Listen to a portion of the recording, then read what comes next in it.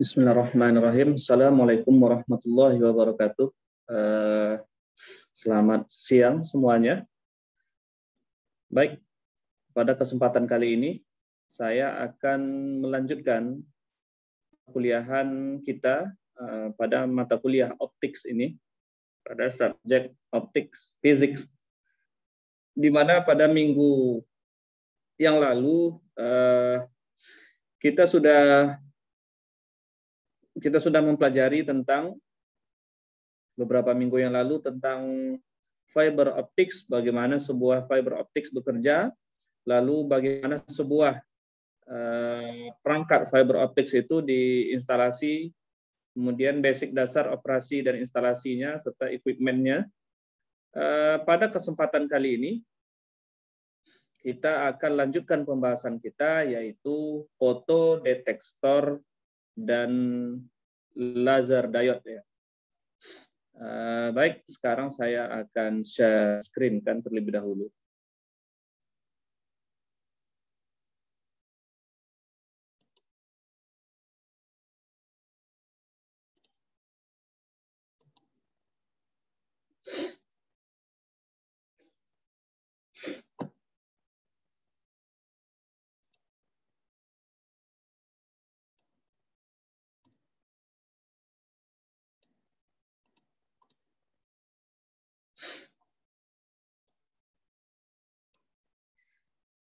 Baik,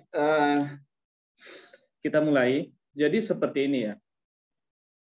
Sebagaimana yang sudah saya jelaskan pada beberapa minggu ini tentang fiber optik, bagaimana sebuah fiber optik bekerja, bagaimana pemasangannya dan equipment-nya, tentu kita bertanya-tanya. Ada fiber optics-nya. Fiber optics itu merupakan salah satu web guide yang sudah juga kita pelajari, di mana dia adalah yang akan membawa gelombang optik itu sendiri. Nah, sekarang yang menarik adalah sumber optik yang akan dipancarkan atau yang akan dirambatkan pada fiber optics itu dari mana? Nah, kan tentu saya yakin ada yang bertanya-tanya seperti itu ya pada materi sebelumnya. Jadi pada kesempatan kali ini kita akan bahas itu laser source atau optical source ya. Optical source itu adalah sumber gelombang optik, sumber cahaya. Optical itu bisa kita bahasakan cahaya, sumber cahaya. Nah, yang nantinya sumber cahaya ini akan kita masukkan ke dalam pandu gelombang atau ke dalam serat optik tersebut. Nah, tentu gelombang cahaya yang akan kita masukkan ini atau sumber cahaya ini harus memenuhi kriteria-kriteria yang diinginkan. Nah, sekarang bagaimana cara kita untuk menghasilkan gelombang optik ini? Nah, salah satunya yang sudah dikembangkan adalah untuk menghasilkan gelombang optik ini atau gelombang cahaya ini yang akan dimasukkan pada fiber optik, nama pirantinya atau nama alatnya adalah laser diode, laser dioda. Laser itu cahaya, jadi dioda laser, dioda yang dapat memancarkan cahaya. Nah, jadi kita akan lihat pada pertemuan ini. Yang pertama nanti kita akan lihat ada light emitting diode, kemudian ada laser diode.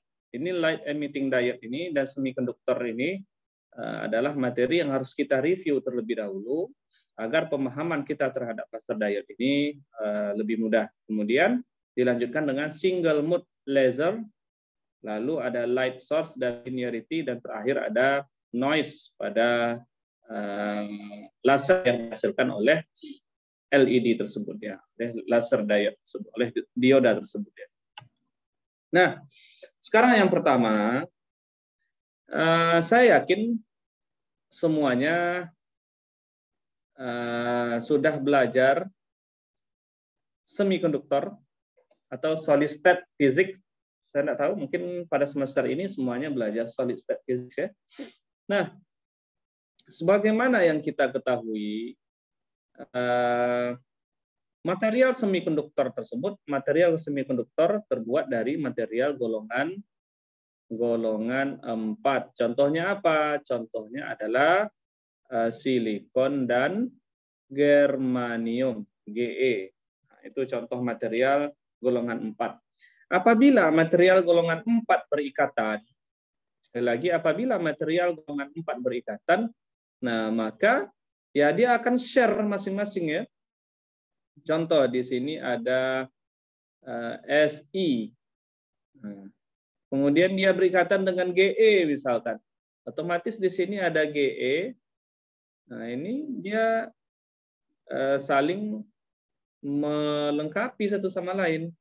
Ge. Nah, seharusnya kan dia Si ini karena material golongan 4 itu atom valensinya adalah 4, jumlahnya 4. Kalau dia berikatan kan harus membentuk 8 ya. Sehingga satu-satu dikontribusikan oleh teman dia berikatan tersebut, Ge. Oke, seperti ini. Begitu seterusnya apabila ini saya gambarkan. Artinya ini adalah ikatan yang kita sebut sebagai atomic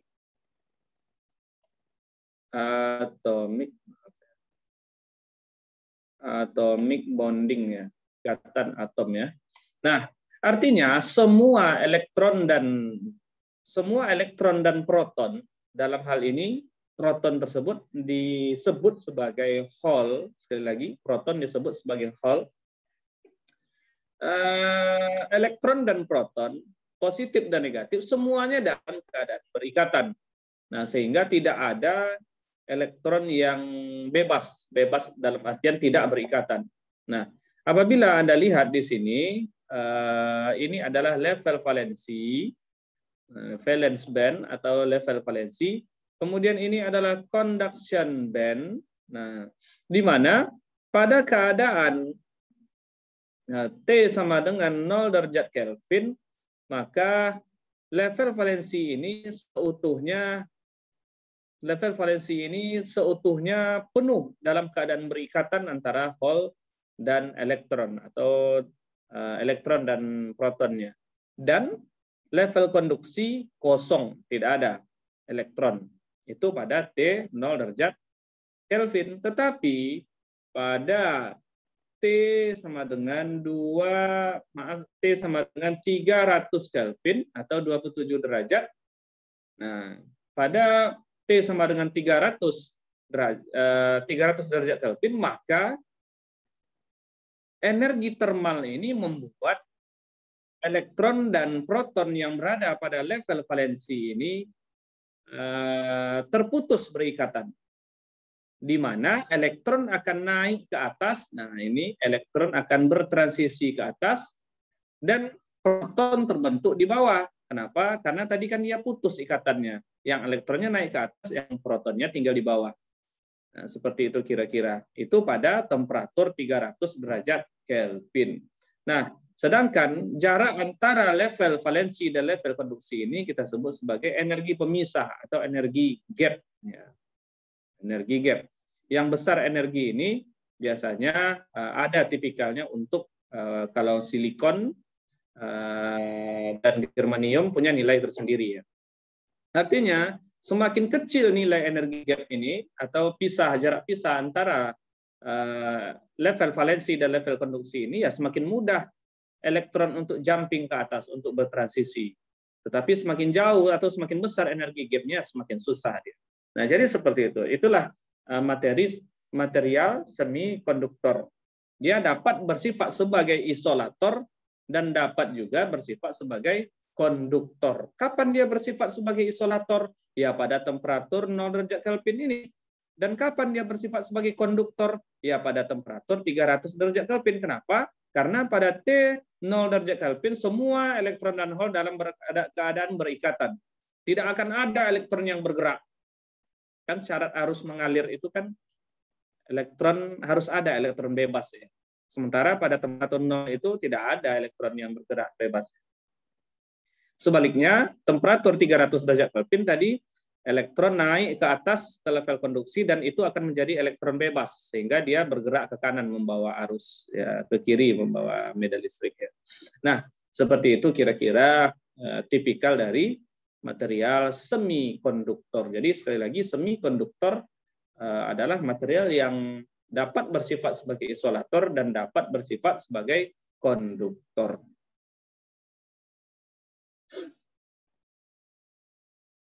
Sekarang saya lanjutkan ya. Nah, jadi untuk membuat material, untuk membuat sebuah, untuk membuat suatu perangkat atau sebuah piranti, maka kita harus mencampur-campurkan material-material tersebut ya. Nah, contoh kita mau membuat kue, tentu kita campurkan tepung dengan ini dengan ini, biar kita mendapatkan rasa yang kita inginkan. Begitu juga dengan semikonduktor. Kita campurkan dia dengan material-material lain agar kita mendapatkan properties yang kita inginkan. Nah, sekarang kita lihat ya. Jadi, apabila semikonduktor kita tambah dengan atau kita campurkan dengan atau kita doping dengan material golongan 5. Sekali lagi, N-tipe semikonduktor, SC semikonduktor ditambah dengan golongan 5. Nah, apabila material semikonduktor ditambah dengan golongan 5, maka kan 4 semikonduktor kan atom valensinya atau jumlah elektron valensinya kan 4.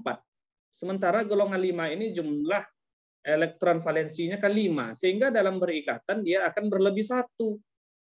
Nah, gimana Pak? Sekarang kita lihat. Misalkan ini Si. Nah, ini misalnya yang golongan 5 itu. Contohnya apa golongan 5? Silakan nanti dilihat. Ini saya buat X misalnya, golongan 5. Ini golongan 5 juga X, material X, ini golongan 5 juga material X, ini golongan 5 juga material X.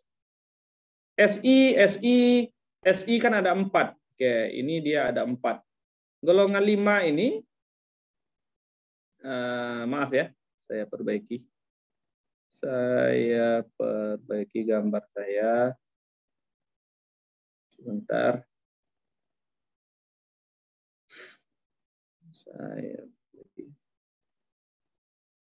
Jadi seperti ini, yang tengah-tengah itu adalah yang golongan 5 yang berikatan dengan semikonduktor. Saya buat materialnya adalah X golongan 5. Kemudian ini material semikonduktornya Si silikon misalkan. Ini juga silikon, ini juga silikon, ini juga silikon. Nah, material golongan 5 itu kan punya 5 elektron valensi, 5 elektron terluar. Ini kan baru 4. Nah, Si ini kan juga punya dia ya. Elektron terluarnya 4 Si. Ini elektron terluarnya 4. Nah, yang silang ini adalah elektron terluar dari Si. Oke, seperti ini. Semoga bisa dipahami. Nah, oke, Si punya 4 dan X ini, material golongan 5 ini juga 4 sekarang. Nah, sekarang tadi kan golongan 5, berarti ada 1 lagi. Nah, ini dia 1. Saya buat dia simbol E. Artinya, setiap ini akan membentuk ikatan atomic bonding tadi. Nah, kemudian akan ada 1 elektron yang tidak berikatan. Sehingga elektron yang tidak berikatan ini akan menjadi elektron bebas. Di mana letaknya? Letaknya adalah pada level energi donor. Nah, mohon diperhatikan dan disimak baik-baik apa yang saya sampaikan. Sehingga apabila temperatur kita naikkan pada temperatur kamar misalnya 300 derajat Kelvin, maka elektron yang berada pada level valensi band ini akan naik ke sini. Nah, dan bisa juga dia naiknya ke sini. Nah, sehingga kalau dia naik tentu tertinggal positif di bawah ya. Nah, E-nya naik ke sini dan di sini ada E. Dan ini juga bisa naik ke atas ini, E di sini. Nah, artinya apa? Nantinya akan terdapat elektron-elektron bebas yang dapat menghantarkan arus listrik. Nah, ini arus listriknya seperti itu ya. Jadi seperti itu, semoga bisa dipahami. Sekali lagi, penambahan material golongan 5 terhadap material semikonduktor membuat tersisa 1 elektron. Dan apa yang terjadi pada level energi, maka terbentuklah level energi donor yang terletak sedikit di bawah level valensi. Sekali lagi, terletak sedikit di bawah level valensi. Nah, jadi di sini ini adalah diagram energi yang sebelah kanan gambar B, di mana ionisasi dari donor membuat elektron meningkat, distribusi elektron meningkat ya. Artinya apa? Artinya ketika terjadi ionisasi, ketika temperatur kita naikkan dari 0 sampai ke 300 Kelvin, maka distribusi elektron akan meningkat katanya. Nah, itu tadi karena elektron dari bawah ini, dari level valensi ini naik, baik dia naik ke level donor atau dia naik ke level konduksi. Jadi cara transisinya itu ada 2. Bisa saja elektron pada level valensi ini langsung naik ke level konduksi, dan bisa saja elektron tersebut tidak langsung naik ke level konduksi, melainkan singgah dulu di level energi donor, baru dia setelah itu naik ke level energi konduksi. Nah, semoga bisa dipahami. Kata kuncinya adalah pada level energi donor dan pada level energi konduksi ini, maka terdapat banyak elektron bebas. Sedangkan pada level valensi terdapat hole bebas, ya, free hole, ya, proton. Nah, seperti itu. Jadi otomatis jumlahnya sekarang jauh lebih banyak jumlah elektron daripada jumlah proton. Nah, itu. Jadi bisa dilihat di sini jumlah elektron jauh lebih banyak daripada jumlah proton atau jumlah hole. Electron concentration distribution, kemudian di bawah adalah hole concentration distribution. Jumlahnya jauh lebih banyak jumlah konsentrasi elektronnya. Kenapa? Karena tadi setiap ikatan bersisa 1 elektron. Setiap berikatan tersisa 1 elektron. Nah, seperti itu. Jadi ini disebut sebagai material tipe N-type semikonduktor. Nah, sebaliknya,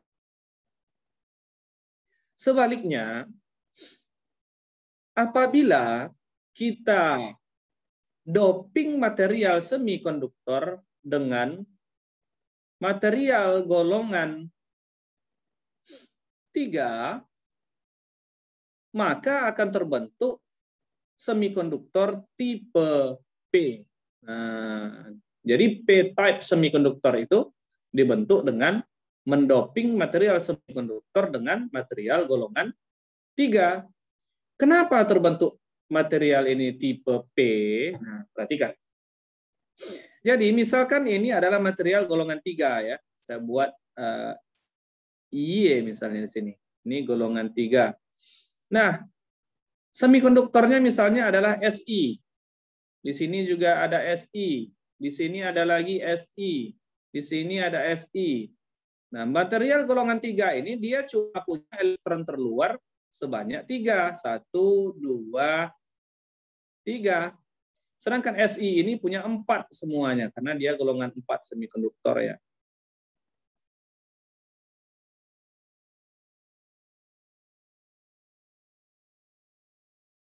Perhatikan.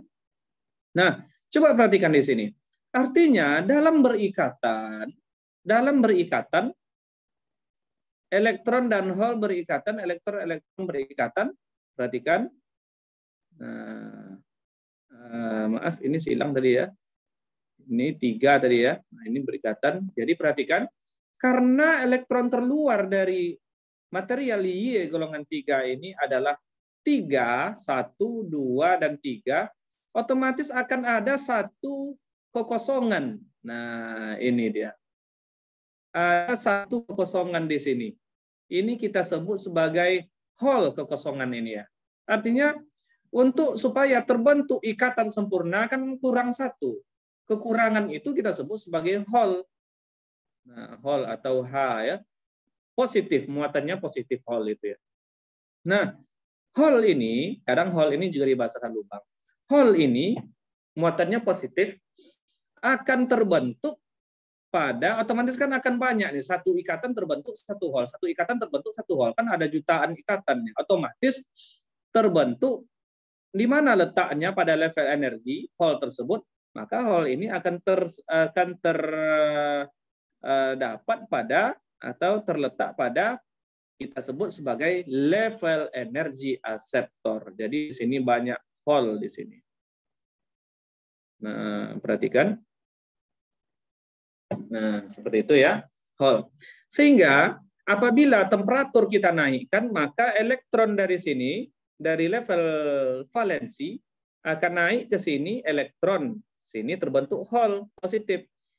Atau ini naik ke sini, ke atas, akan bawa elektron dan otomatis tertinggal Hall di bawah. Karena pada level valensi ini kan E dan H itu berikatan. Kalau E-nya naik ya tertinggal H di bawah ya. Nah, atau bisa juga elektron ini naik kembali ke atas di sini. Otomatis logikanya kira-kira lebih banyak mana H dengan E, pasti lebih banyak Hall. Sehingga Hall distribution atau distribusi Hall atau distribusi proton, karena disebut Hall itu, jauh lebih banyak daripada distribusi elektron yang berada pada level konduksi.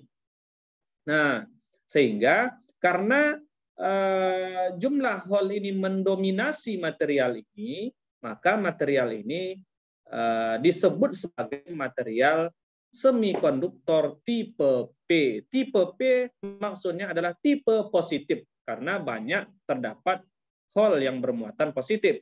Kalau tadi tipe N karena banyak terdapat elektron yang bermuatan negatif, sehingga kita sebut dia tipe N. Semoga clear di sini, tidak ada masalah. Sekarang saya lanjutkan kembali. Nah, jadi di sini dibedakan menjadi dua semikonduktor itu, ada semikonduktor intrinsik dan ada semikonduktor ekstrinsik. Nah, perbedaannya apa? Perbedaannya adalah semikonduktor intrinsik adalah semikonduktor murni. Semikonduktor murni dengan no impurity. No impurity itu tidak dicampur-campur, tidak didoping-doping ya. Kalau yang tadi kan kita dopingnya.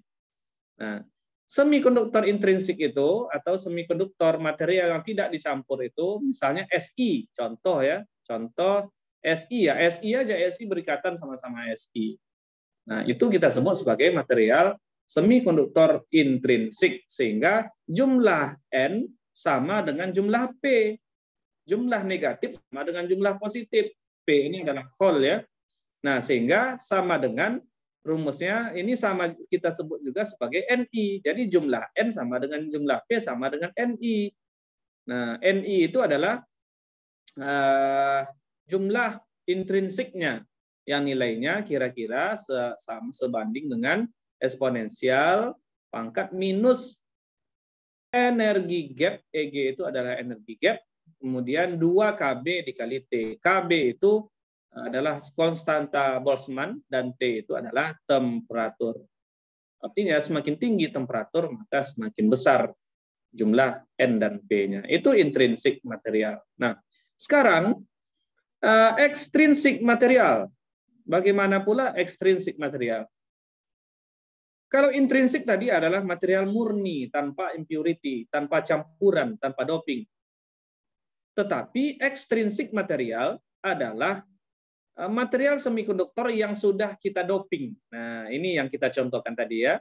Baik itu kita doping dia dengan donor, donor itu berarti golongan 5 ya, karena dia berlebih 1. Atau kita doping dia dengan golongan 3 yang kita sebut sebagai asektor. Nah, ini golongan 3, ini golongan 5. Tipe semikonduktor.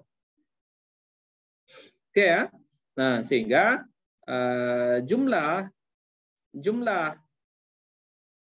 total Ni kuadrat itu sama dengan P dikali N. Nah, seperti itu. Sehingga nanti akan ada mayoritas dan ada minoritas. Mayoritas adalah yang banyak.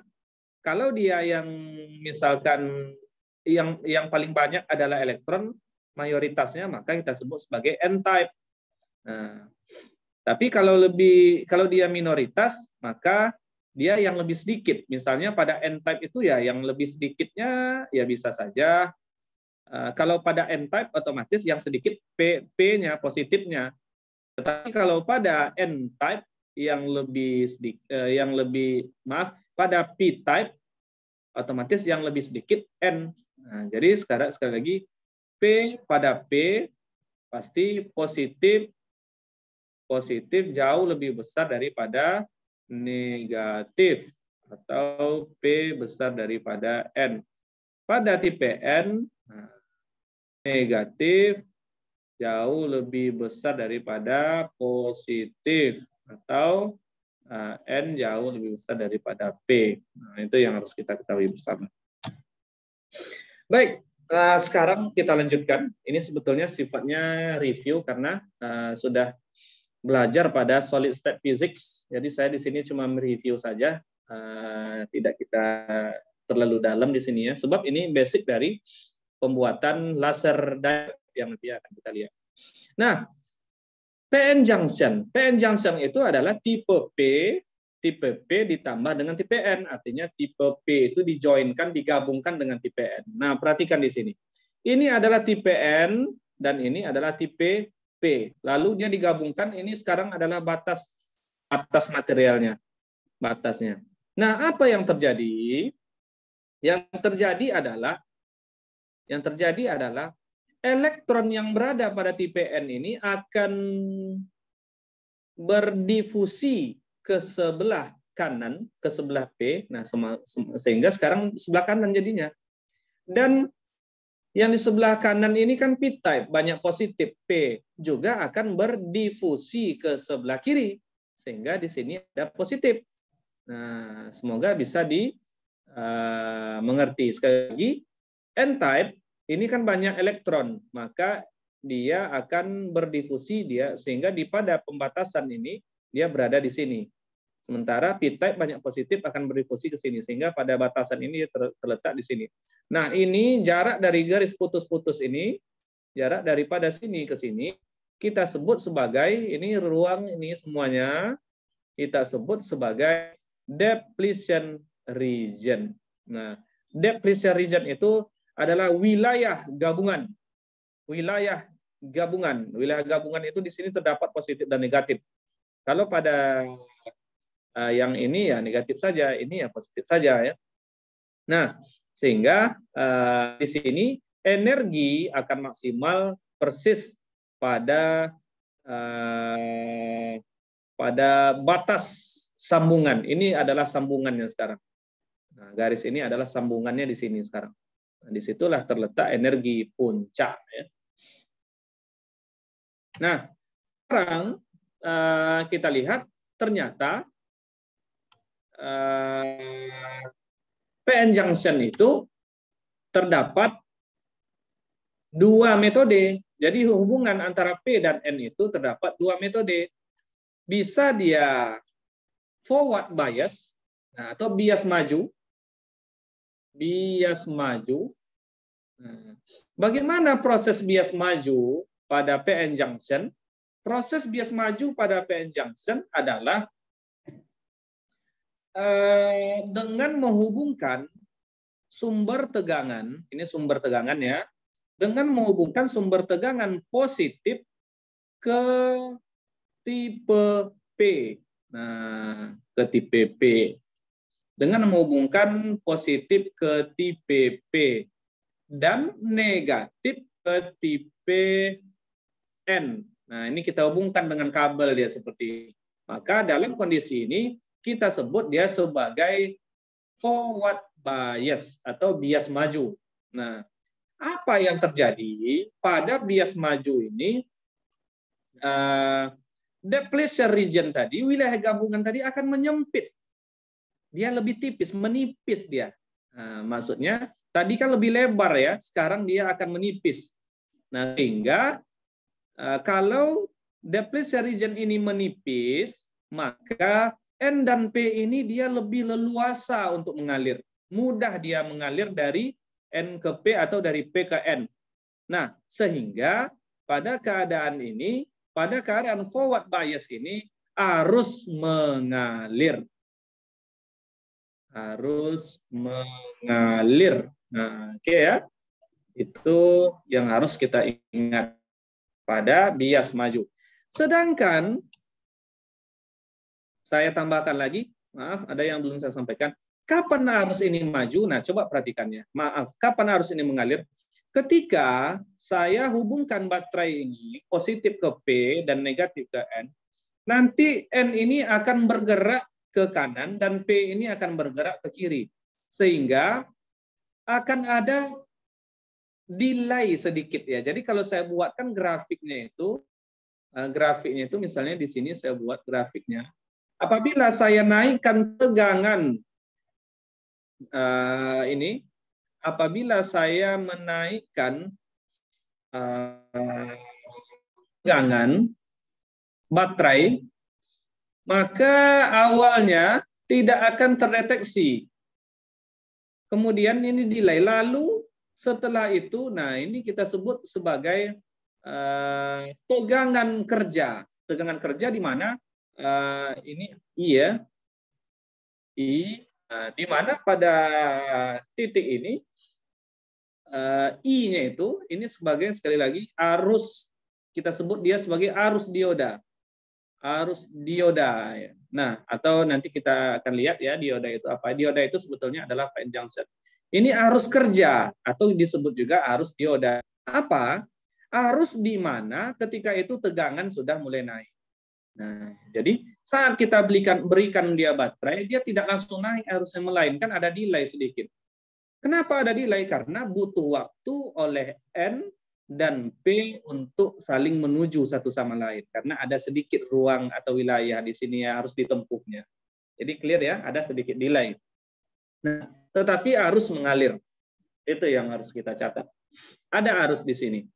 Sedangkan pada tipe reverse bias, atau kita sebut juga sebagai bias mundur.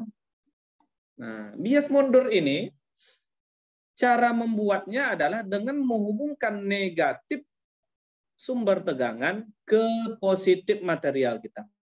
Kalau tadi kan positif ke positif, negatif ke negatif. Kalau sekarang terbalik. Nah, sedangkan positif kita hubungkan ke negatif side, ya, ke bagian negatif. Sehingga apa yang terjadi? Ternyata depletion region akan melebar. Nah, jadi akan lebar depletion region ini. Wilayah gabungan ini akan lebar ya. Sehingga apabila dia melebar, maka elektron dan proton di sebelah kiri dan sebelah kanan ini akan sulit untuk mengalir.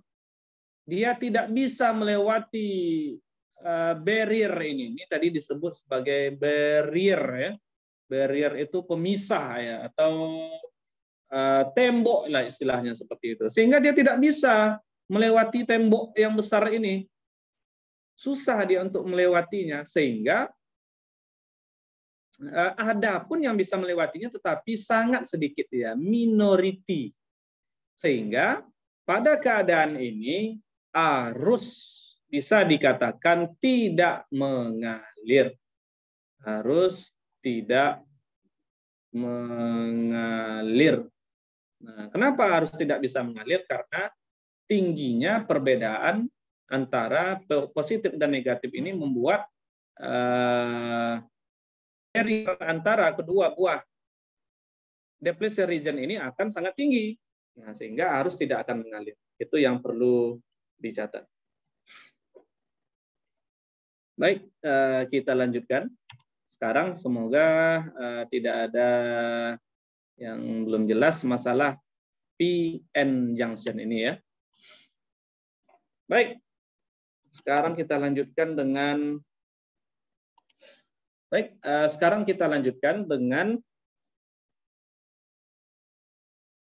materi selanjutnya, yaitu direct bandgap semikonduktor. Nah, ini nih.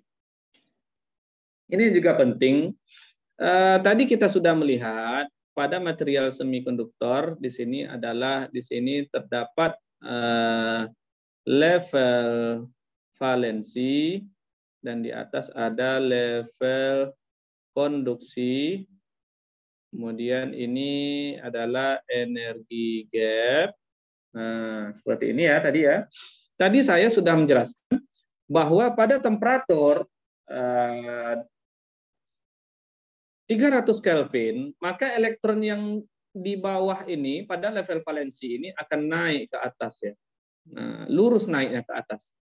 Nah, di sini pada EK diagram ini, pada diagram energi ini, apabila transisi antara elektron dan hole itu dari bawah ke atas itu, di bawah ke atas itu, boleh ya, dari atas ke bawah juga boleh, terserah. Apabila transisinya lurus, maka kita sebut sebagai direct band gap. Nah, semoga jelas. Sekali lagi kita sebut sebagai direct band gap. Direct itu searah, lurus, sejajar dia. Nah, sehingga di sini dapat kita lihat pada keadaan di sini dan ke sini dia melakukan transisi. Artinya transisi itu terjadi secara lurus, secara vertikal lurus. Itu kita sebut sebagai direct band gap. Itu saja yang ingin saya sampaikan pada direct band gap-nya. Sedangkan indirect band gap, tapi sebelumnya kalau kita lihat pada level Rusia bisa saja dia seperti ini. Nah, ini kan tidak lurus dia ya, atau seperti ini kebalikannya ya. Nah, tidak lurus dia transisinya. Itu kita sebut sebagai ini, kalau yang tidak lurus itu kita sebut sebagai tidak lurus atau indirect ya. Nah, kalau dia indirect itu atau tidak lurus, indirect itu, maka transisi itu terjadi. Nah, coba Anda lihat ya. Pertama di sini dan kemudian di sini. Jadi transisinya itu miring seperti ini. Atau bisa juga dia di sini ke sini dulu, lalu dia baru ke sini. Nah, jadi ada dua tahapan, singgah dulu dia ya. Jadi di sini dijelaskan gambar A ini adalah directly above the maximum of the VB valence band. Valence band itu jadi sekali lagi minimum conduction band, level minimum dari level konduksi ini minimumnya sejajar letaknya dengan maksimum daripada level valensi. Nah, ini kita anggap sekarang yang merah ini adalah level valensi dan garis biru ini adalah level konduksi. Kok enggak lurus, Pak? Kok enggak lurus seperti yang Bapak bikin contohnya tadi? Nah, untuk menyederhanakan kita buat dia lurus, tapi pada kenyataannya dia merupakan fungsi sebuah gelombang yang tadinya sebagai wave function, yaitu fungsi gelombang CK sebagai fungsi X ya. Nah, jadi seperti itu. Kalau dia indirect, minimum conduction band ini atau minimum level konduksi tidak sejajar dengan maksimum level valensi. Itu ya. Sehingga dia akan tidak lurus transisinya. Sama yang sebelah kanan gambar C ini juga seperti itu. Indirect, tidak lurus. Oke. Saya stop dulu video bagi satu ini. Setelah ini kita akan lanjutkan light emitting diode.